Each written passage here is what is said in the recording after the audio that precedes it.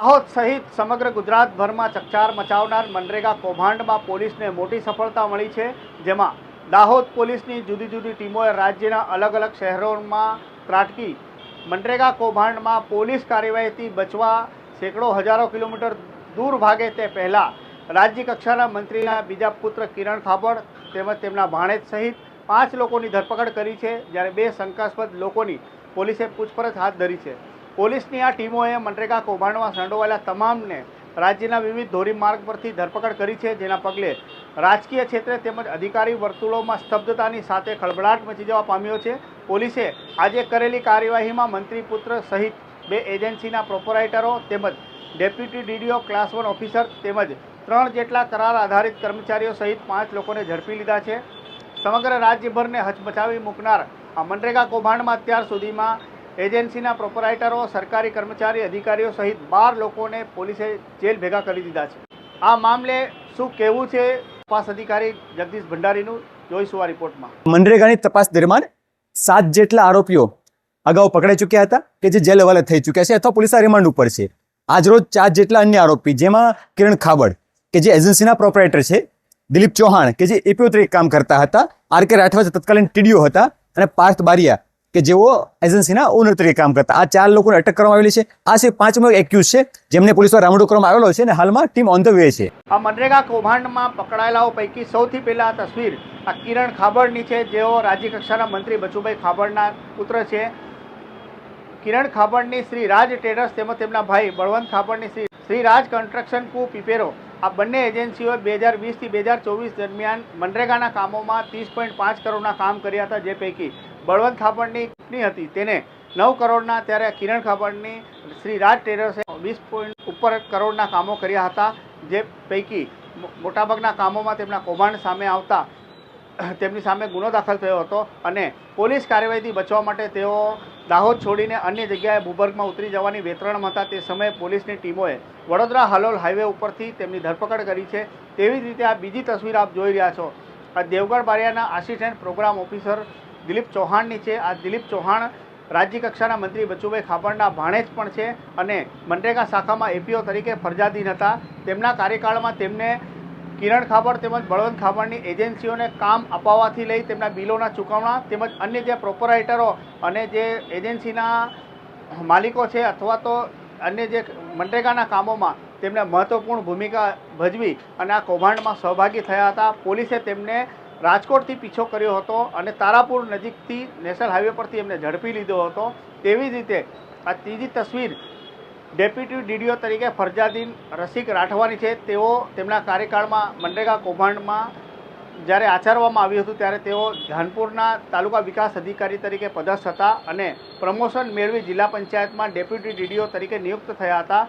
હાલ તેઓ જિલ્લા પંચાયતમાં ડેપ્યુટી ડીડીઓમાં મહેસૂલ વિભાગ તેમજ પંચાયત વિભાગની મહત્વપૂર્ણ જવાબદારી નિભાવી રહ્યા હતા। તેઓ જૂનમાં સેવાનિવૃત્ત થવાના હતા, પરંતુ જમીન કૌભાંડમાં તેમનું નામ સામેલ થયા બાદ તેઓ પણ ભૂગર્ભમાં ઉતરી ગયા હતા, પરંતુ પોલીસે તેમને છોટાઉદેપુરના બોડેલી નજીકથી ઝડપી લીધો હતો।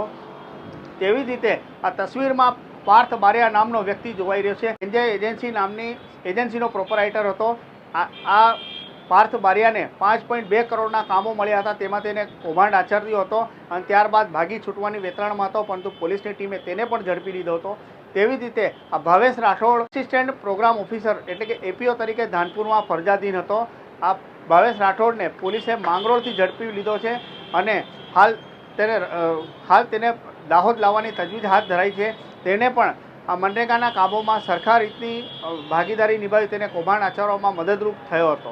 આપને જણાવી દઈએ કે આ મનરેગા કૌભાંડમાં જે પુરાવાઓ છે તેમના સાથે ટેમ્પરિંગ ના થાય અથવા તો મહત્વપૂર્ણ જે દસ્તાવેજો છે જેમાં આ મનરેગા કૌભાંડની એક સિલસિલાબંધ હકીકતો સામે આવી રહી છે, તે દસ્તાવેજોને કોઈ નુકસાન ના થાય, તેમની સાથે કોઈ ચેડા ના થાય, તે માટે વહીવટીતંત્ર તેમજ પોલીસ તંત્રએ અગમચેતીના ભાગરૂપે ધાનપુર અને દેવગઢ બારિયાની મનરેગા શાખાને તાળા મારી દસ્તાવેજો જ્યાં મૂક્યા છે ત્યાં સીસીટીવી કેમેરા ગોઠવી દીધા છે।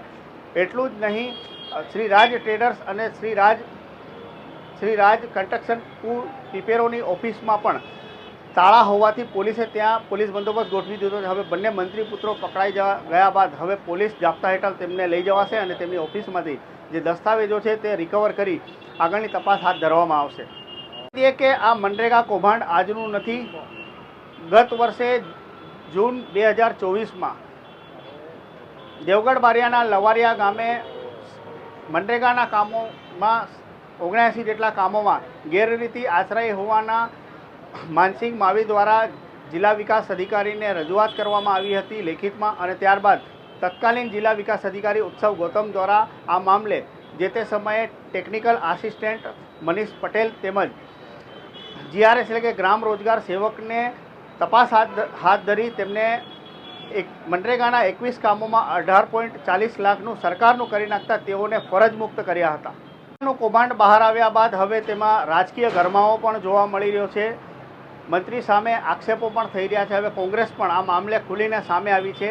ત્યારે ગુજરાત વિધાનસભામાં વિરોધ પક્ષના નેતા અમિતભાઈ ચાવડાએ આ મામલે SITનું ગઠન કરી આ સમગ્ર મનરેગા કૌભાંડમાં તલસ્પર્શી તપાસ હાથ ધરવા માટેની માંગ કરી છે. સાથે જ એકલા દેવગઢ બારિયા કે ધાનપુરમાં જ નહીં પરંતુ સમગ્ર દાહોદ જિલ્લામાં મનરેગા કૌભાંડ આચર્યા હોવાના આક્ષેપ કર્યા છે. આ પહેલાં કોંગ્રેસના ડેલિગેશન જ્યારે આ ઉપરોક્ત ગામોમાં તપાસ કરવા આવ્યું હતું ત્યારે ગ્રામ લોકોના એફિડેવિટ સાથે વિધાનસભામાં આ મનરેગા કૌભાંડની રજૂઆત કરી હતી. ત્યારબાદ આ મનરેગા કૌભાંડ સામે આવી હોય તેવું કોંગ્રેસ દ્વારા જણાવવામાં આવી રહ્યું છે. એટલે આ દાહોદ શહેર સહિત સમગ્ર ગુજરાતભરમાં ચકચાર મચાવનારા મનરેગા કૌભાંડમાં અત્યાર સુધીમાં 12 લોકોની ધરપકડ થઈ છે. તેમાં બંને મંત્રીપુત્રો તથા ક્લાસ 1 અધિકારી તેમજ પ્રોપરાઇટરો તથા સરકારી બાબુઓ પણ હવે પોલીસ કાર્યવાહીનો શિકાર થયા છે. જેલવાસો ભોગવવાનો વારો આવ્યો છે. આ વિડીયો લઈને તમે કોમેન્ટ બોક્સમાં જણાવી શકો છો. ચેનલ પર નવા હો તો સબસ્ક્રાઈબ કરવાનું ન ભૂલતા.